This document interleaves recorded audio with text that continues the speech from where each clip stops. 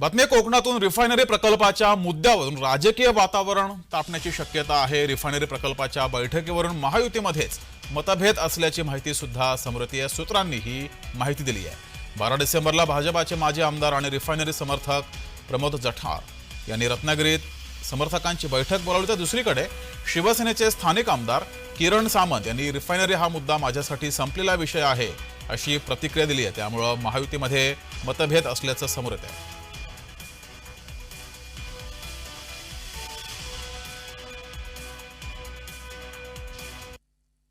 आणि समर्थकांची बैठक प्रमोद जठारांनी 12 तारखेला लावले रेस्ट हाऊसला। आपण लांधा राजापूरचे आमदार असतात, त्या आपल्याशी काही त्यांनी चर्चा वगैरे केली? माझ्याशी कोणतीही चर्चा झाली नाही, परंतु रिफायनरीच्या बाबतीमध्ये रिफायनरी हा मुद्दा माझ्या दृष्टिकोनातून संपलेला मुद्दा आहे आणि त्यांनी का बैठक लावली ती विचारून